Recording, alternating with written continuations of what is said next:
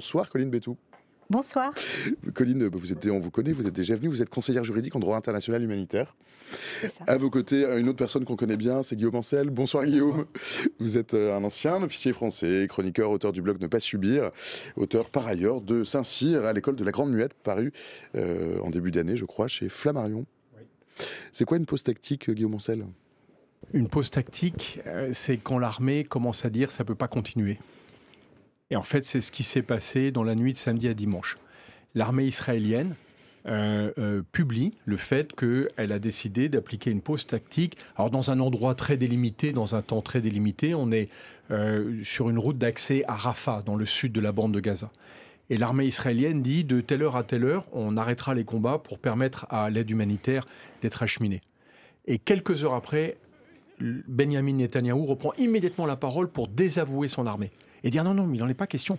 Il n'est pas question que cette guerre s'arrête. Et on voit bien que ça crée une tension, qu'il y a une tension très forte, qui est revenue encore aujourd'hui avec son armée, où le porte-parole officiel de l'armée a dit mais pourquoi est-ce qu'on fait croire aux Israéliens qu'on pourra détruire militairement une organisation terroriste? Jamais personne n'a réussi à le faire. Et Netanyahou reprend immédiatement la parole pour dire en gros à l'armée fermez vos gueules. Parce que vous êtes des défaitistes. Et le fils de Netanyahou, qui est très actif sur les réseaux sociaux, vient faire le service après-vente de papa pour raconter n'importe quoi sur les généraux défaitistes, les médias. Ce sera de la faute des militaires si cette guerre n'a pas fonctionné. Mais là, on nage en plein délire. La réalité, c'est que depuis le début, l'opération Netanyahou est vouée à l'échec.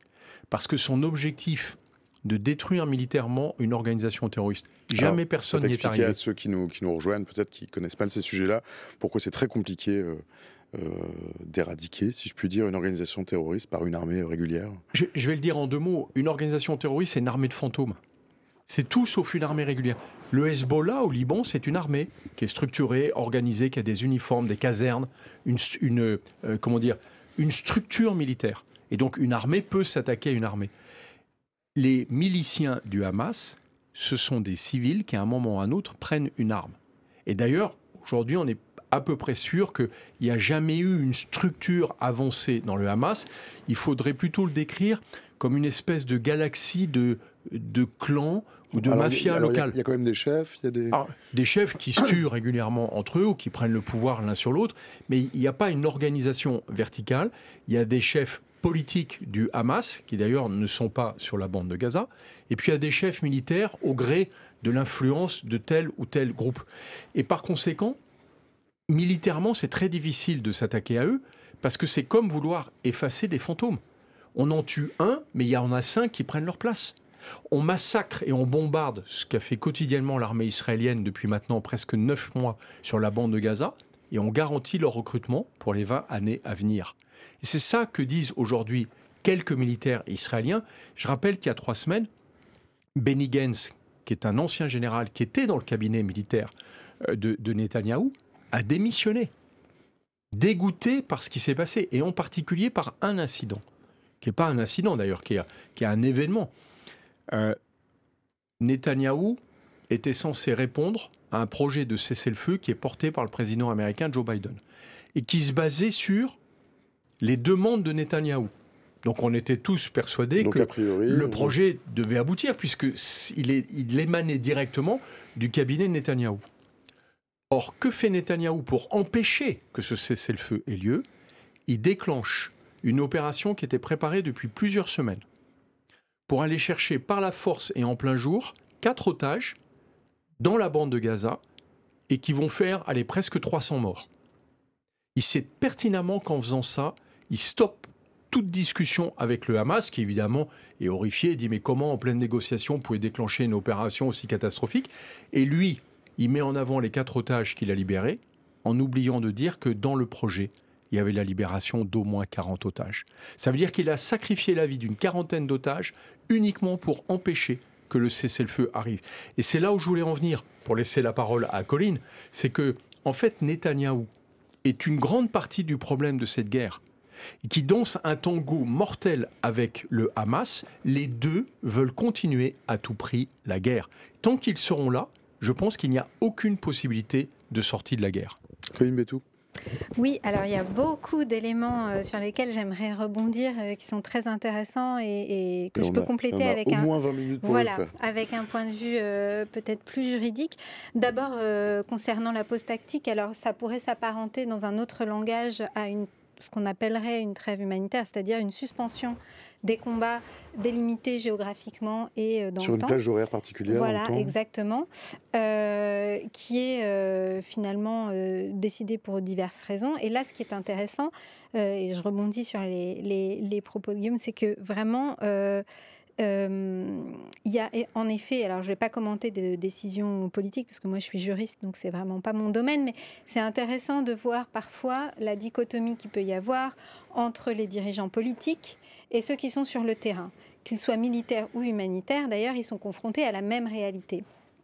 Et à la fin de la journée, quand même, un militaire reste un être humain, et c'est d'ailleurs pour ça que le droit international humanitaire existe, c'est pour garder de l'humanité, même dans une situation chaotique, catastrophique, voilà. Et les militaires, à la fin de la journée, ils rentrent chez eux, ils ont une famille, ils doivent pouvoir se regarder dans la glace. Et je pense que ça échappe souvent à ce qu'on peut percevoir d'une guerre. Et c'est intéressant moi, je travaille souvent avec des militaires, et c'est intéressant de tout d'un coup s'apercevoir que non, en fait, ce ne sont pas des machines, ce sont des êtres humains, et il y a une limite dans ce qu'ils peuvent accomplir pour des raisons politiques.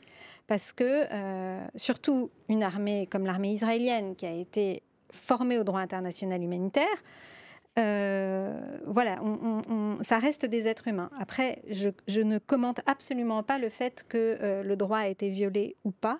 C'est pas mon propos ici. Mais ce que je veux dire, c'est qu'il y a souvent une dichotomie entre les volontés politiques et ceux qui dirigent et qui sont loin des théâtres d'opération, et ceux qui sont sur le terrain et qui sont confrontés à l'horreur de la guerre. Donc ça, c'était un deuxième point que je voulais mentionner. Et le troisième point sur lequel je voulais rebondir, c'était sur la notion, sur la définition qu'on pourrait donner du Hamas, sans rentrer dans des polémiques. En droit international humanitaire... On peut faire un peu de polémique aussi. Le groupe terroriste n'est pas défini. C'est une notion politique. Les groupes terroristes sont listés par différentes institutions politiques ou organisations intergouvernementales comme l'ONU ou l'Union européenne. Mais en droit international humanitaire, c'est une notion qui n'existe pas. À tort ou à raison, peu importe, ce n'est pas le sujet ici. Donc on parle de groupes armés. Et dans un conflit armé international, comme c'est le cas ici, puisqu'il s'agit d'une situation d'occupation, il n'y a que deux acteurs possibles, on va dire, une armée régulière, une armée étatique, qui est là, en l'occurrence, l'armée israélienne, et en face d'elle, un ou plusieurs groupes armés. Il y a le Hamas, mais il y en a d'autres. Il me semble qu'il y en a 6 autres impliqués dans le conflit. Donc, le groupe armé, la difficulté, en effet, et c'est ce que vous avez dit, c'est que normalement, il y a des critères de définition qui ont été établis par les différents tribunaux internationaux qui existent. Et là, la difficulté, c'est que les critères sont difficiles à réunir. Pour autant, il existe un groupe armé du Hamas et les autres. Et vient s'ajouter à cela la confusion qui est considérée aussi comme une cible légitime toute personne civile qui prend part directement aux hostilités. Et là encore, c'est une notion qui est définie, qui correspond au droit conventionnel, mais aussi à la jurisprudence qui existe. Et donc, pour le définir de façon très triviale, une personne civile qui prend les armes, qui prend pour cible un objectif militaire et qui donc prend part directement aux hostilités, devient une cible légitime. Et donc, on peut tirer dessus. Après, toute la difficulté est de savoir à partir de quand on prend part directement aux hostilités. Donc, par exemple, il y a eu des discussions sur est-ce que le cuisinier qui prépare le repas pour le groupe armé, enfin pour l'armée ou pour le groupe armé, est-ce qu'il prend part directement aux hostilités puisque finalement il nourrit. Voilà. Bon, ça c'est un débat dans lequel je ne vais pas rentrer, mais disons que voilà, il y a de la confusion déjà sur les critères de définition du groupe armé du Hamas, ce qui facilite pas forcément la tâche, mais enfin bon. quand même, on peut à peu près savoir qu'un enfant de 8 ans est a priori pas un combattant. Voilà. Ensuite, il y a la confusion des civils qui prennent part directement aux hostilités. Guillaume ? L'armée israélienne commence à s'inquiéter sérieusement d'être accusée de complicité de crimes de guerre, voire de crimes contre l'humanité. Pas mal d'officiers qui commencent à déprimer. Surtout, il y a un certain nombre d'officiers qui réalisent que d'une part, Netanyahou les a mis dans une impasse, qui va leur faire porter le chapeau, exactement comme il veut leur faire porter le chapeau de l'échec du 7 octobre. Parce que le 7 octobre, c'est d'abord un échec du système sécuritaire et de la politique de Netanyahou. Et là, il voit bien la tendance qu'a Netanyahou actuellement à expliquer à la société israélienne que tout ça, c'est de la faute de ses comptes militaires. Ce que relaye parfaitement son fils. Son fils le dit de manière très caricaturale, mais c'est ce qu'il a entendu de son père, il ne l'a pas inventé tout seul. Et donc, ils commencent à s'inquiéter, ils se disent, on va nous reprocher notre échec dans cette guerre, alors que c'est l'échec d'une politique. On va nous reprocher le déclenchement quasiment de cette opération, qui est le plus grave échec qu'ait connu l'armée israélienne pratiquement depuis sa création. Et puis troisièmement, ce qu'on fait de manière répétée, typiquement là, l'opération de grande envergure qui a lieu dans la zone de Rafah, alors qu'ils avaient promis aux Américains et quasiment au monde entier qu'ils feraient quelque chose de limité. Dans la réalité, ils se battent exactement comme ils l'ont fait dans les 2 autres parties de la bande de Gaza. Ils empêchent l'aide humanitaire de parvenir.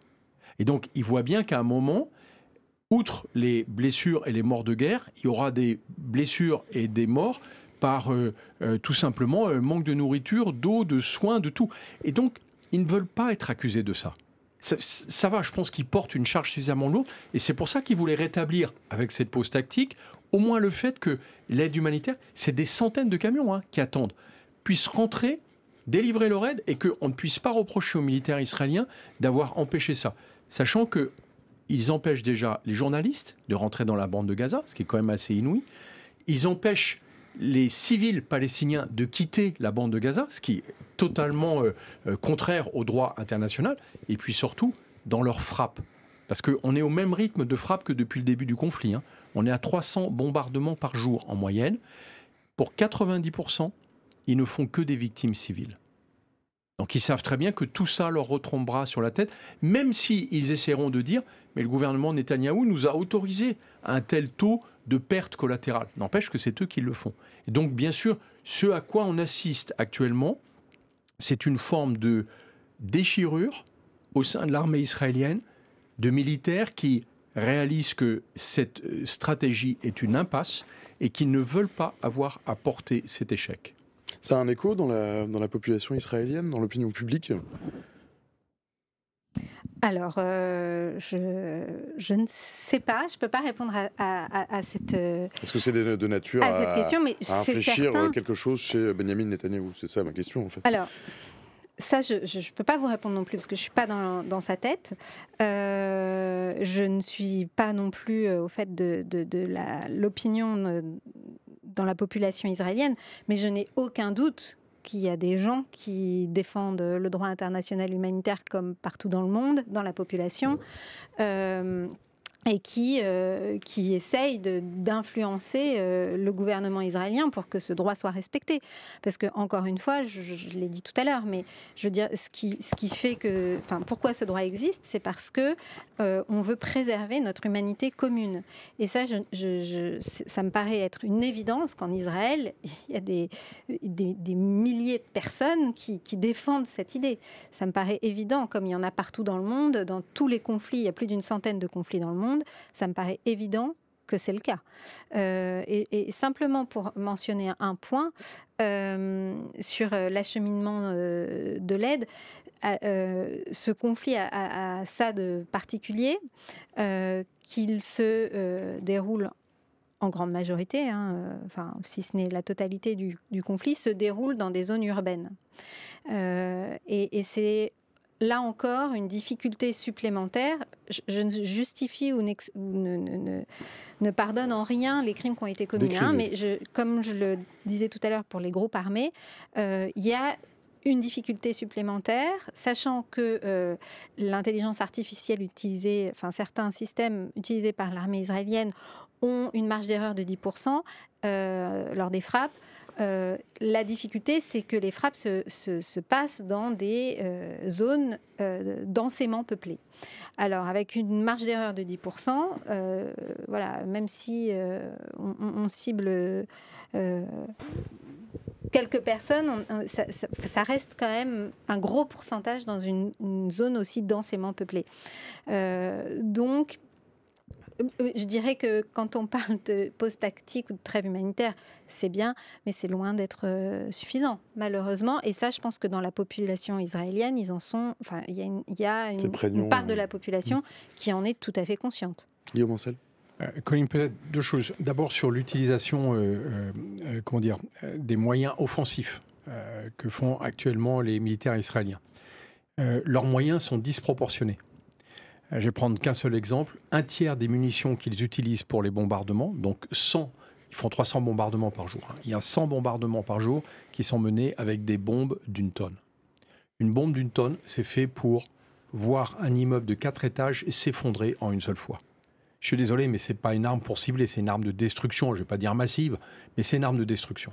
Donc, on le sait par les médecins qui reviennent de la bande de Gaza, que l'essentiel des blessures, ce sont des gens qui se sont retrouvés sous ces immeubles effondrés. Ce sont des gens qui ont été brûlés, ce sont des gens qui ont été explosés. Et c'est qui ? Ce sont des familles. Donc, mais on ne peut pas mener... Enfin, moi, j'ai honte quand Benjamin Netanyahou essaie de nous faire croire que c'est une guerre ciblée contre le Hamas qu'il mène, alors qu'avec les munitions qu'il fait utiliser par son armée, c'est une guerre de destruction. Pas de génocide. Parce qu'il y a sans doute entre 70 et 80 000 morts à ce stade. On met toujours en avant le bilan du Hamas, mais je rappelle que le Hamas ne fait que tracer les morts qu'il est capable d'authentifier. Et par ailleurs, on oublie de compter les maintenant pratiquement 15 000 disparus que compte aussi le Hamas. Mais si on regarde la puissance des bombardements et ce qui s'est passé pendant les 3 premiers mois, parce qu'on est dans une zone très densément peuplée, on tourne à 9 000 morts par mois. Donc c'est simple, on est au 9e mois, on est entre 70 et 80 000 morts. C'est gigantesque, c'est plus que la bombe d'Hiroshima. Donc forcément, ça fait réfléchir au fait que pour mener une guerre contre le Hamas qu'on estimait à entre 20 et 30 000 miliciens, en fait, on a sans doute blessé et tué plus de 300 000 personnes aujourd'hui. On est dans des proportions qui sont sans rapport avec les 1400 victimes morts et disparus de l'attaque terroriste du 7 octobre. Et l'autre point, c'est qu'on parlait de la société. Alors bien sûr qu'il y a une partie de la société qui veut absolument qu'on respecte le droit international, mais il y a aussi une grande partie de la société israélienne qui a cru dans les mensonges de Netanyahou, qui a fait l'union sacrée parce qu'il s'estimait attaqué, et qui aujourd'hui est pétrifié de comprendre qu'en fait Netanyahou n'a jamais eu pour objectif de sauver les otages.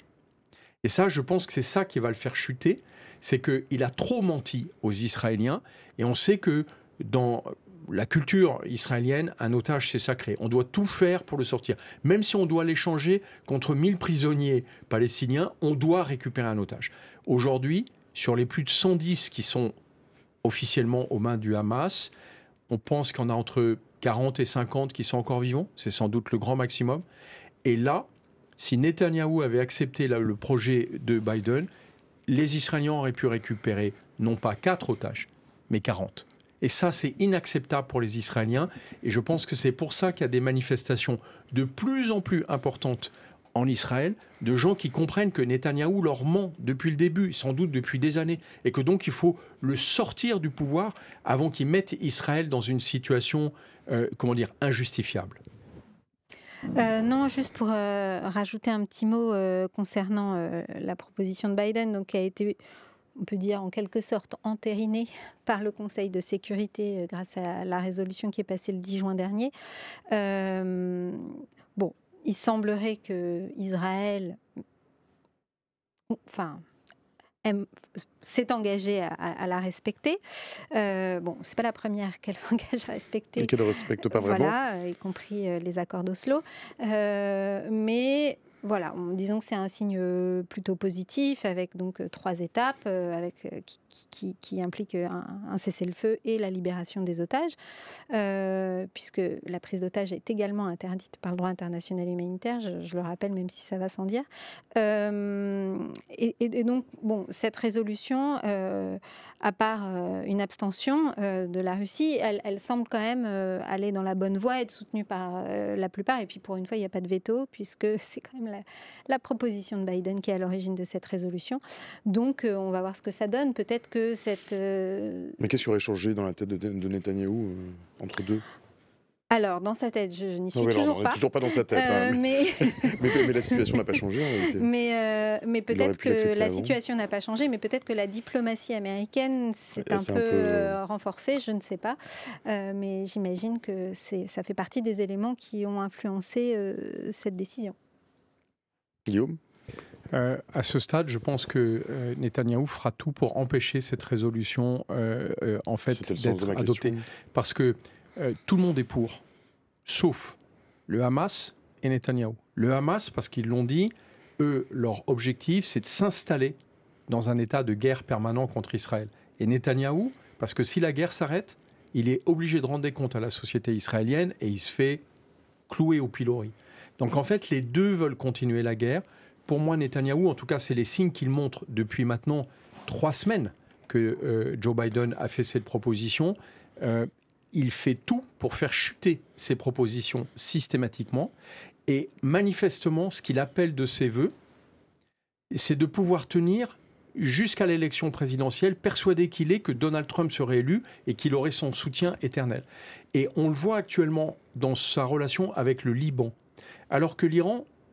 On n'a pas encore parlé du Liban. Manifestement, montre bien qu'il ne souhaite pas escalader pour plein de raisons, mais l'Iran a renoncé à escalader dans la guerre.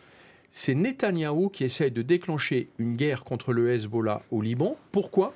Parce qu'il voit bien que son opération à Gaza, à un moment, va finir par s'épuiser et que de toute façon, normalement, il a mis 3 mois à chaque fois pour détruire un tiers de la bande de Gaza. Ça fait 1 mois et demi qu'il a commencé sur Rafah, 1 mois, on va dire. Normalement, d'ici fin juillet, début août, il n'aura plus rien à détruire. Et donc, s'il n'a pas une autre guerre, un autre conflit pour rester au pouvoir, il perd le pouvoir. Et je pense qu'actuellement, la grande inquiétude des Américains, c'est pour ça qu'ils ont dépêché un envoyé spécial pour discuter de ça, c'est que Netanyahou enclenche une guerre contre le Liban. Et c'est aussi pour ça que son armée est de plus en plus inquiète, parce que son armée sait pertinemment qu'elle ne peut pas soutenir une telle guerre, que c'est beaucoup trop après ce qu'ils ont fait dans la bande de Gaza, et qu'en plus, ça met la société israélienne par terre. Parce que l'armée israélienne est une armée de mobilisés. Israël ne peut pas vivre avec 400 000 personnes sous les drapeaux. Ça fait déjà 8 mois que ça dure. L'armée a été réduite en termes de nombre d'engagements. Mais l'effort humain, financier et je vais dire économique qui est demandé est absolument colossal. Et en plus, c'est là où on se dit qu'on vit dans un monde à l'envers. On a l'impression d'être face à Donald Trump. Netanyahou se permet de critiquer les Américains parce qu'ils ne lui livrent pas assez de matériel. Et là, on a vraiment l'impression, on est dans la vérité alternative, quoi. On a l'impression de voir Donald Trump tenter un coup d'État et expliquer que c'est pour sauver les États-Unis. Là, ce que fait Netanyahou est, à mon avis, aujourd'hui, totalement insupportable. Il est en train de mettre Israël dans un corner. C'est lui qui met en danger l'avenir d'Israël. Et sans compter qu'au passage, ce sont les Palestiniens qui en font leurs frais. Il est 20h sur Info, c'est déjà l'heure du mot de la fin. C'est pour vous le mot de la fin, Colline ? Pour moi, alors le mot de la fin, je dirais qu'il n'y a qu'un seul mot qui me vient en tête, c'est qu'une seule phrase, c'est qu'il faut que ce conflit cesse, parce qu'on peut envisager toutes les mesures d'atténuation et les pansements sur une jambe de bois. Il n'empêche que le plus lourd tribut a été payé par les populations civiles, qui doivent être épargnées dans tous les conflits armés, et ça n'est pas le cas. Et donc pour revenir à notre sujet de départ, c'est-à-dire la pause tactique, on est, encore une fois, je me répète, très loin du compte. Et la reconstruction, y compris pour la santé mentale, les infrastructures, etc., civiles, la reconstruction va être extrêmement longue.